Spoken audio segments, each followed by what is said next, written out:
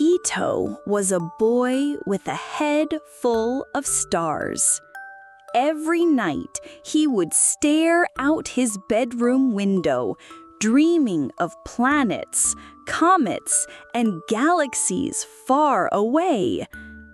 One rainy afternoon, while exploring his grandfather's dusty storage room, Tito discovered an old wooden box.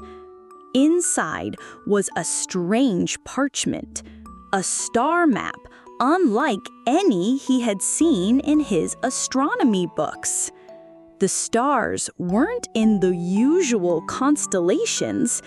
They pulsed with faint, glowing light.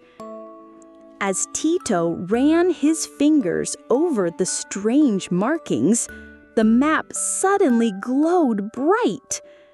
A beam of starlight surrounded him, and in a flash, everything went dark. When he opened his eyes, he was standing inside a sleek spacecraft. Glowing panels blinked around him. In front of him, a screen lit up with a message.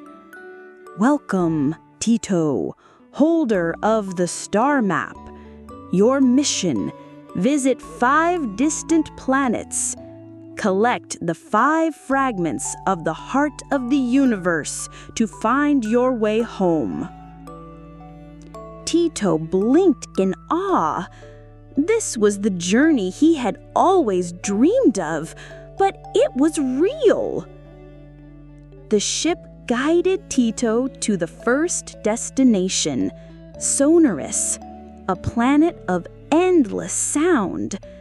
The air hummed with whispers, laughter, and cries, echoes of feelings left behind.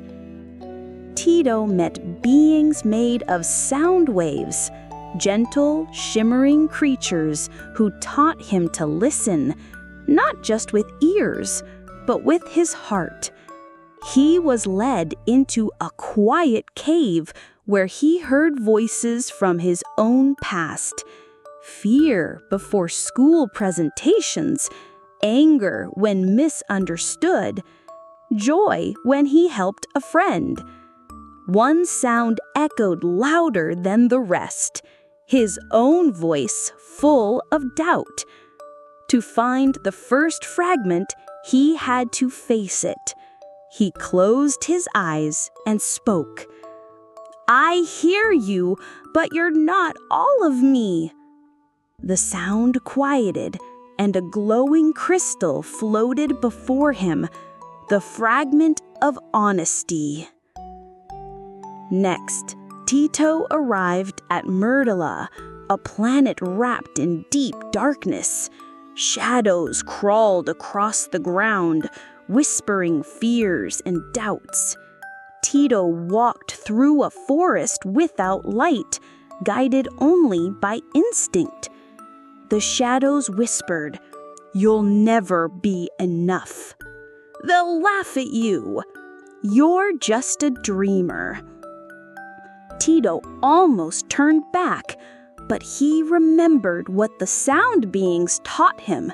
Listen, but don't believe everything you hear. He whispered back to the shadows, "You're part of me, but I choose not to follow you." The shadows faded. A path of glowing stones appeared, leading him forward. At the end was a glowing gem, the fragment of courage. Tito's third destination was Reflexia, a world of mirrors and glass. Mountains reflected the sky, and lakes mirrored the soul. Here, Tito saw versions of himself, some laughing, some crying, others angry or afraid. He saw a memory of yelling at his mom when she didn't understand his dreams. Another of teasing a classmate to fit in. He knelt beside the mirror and spoke softly. "I didn't know better then, but I do now. I'm sorry." As the reflections faded, the mirror shimmered with light. From its center came the fragment of self-awareness. The fourth planet, Lumina, had no ground, only air currents and floating paths of light. Tito stepped out of the ship and was swept into the sky. He had no control. The wind tossed him left and right. Panic surged through him. "I don't know where I'm going," he shouted. But then he remembered. Sometimes you have to let go. He relaxed. The wind grew gentle, lifting him toward a floating island of light. There, drifting softly, was the fragment of trust. The final destination wasn't a planet. It was a place of light, warmth, and stillness, a space between stars.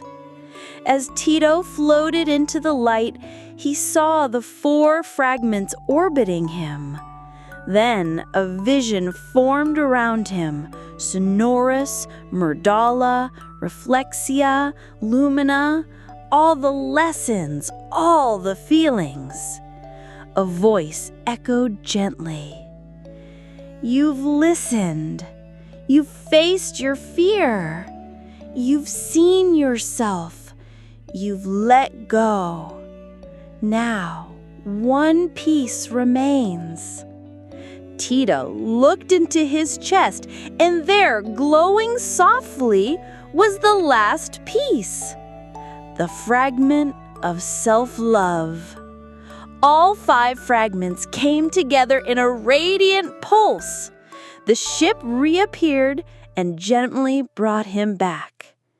Tito awoke in the storage room, the star map resting beside him.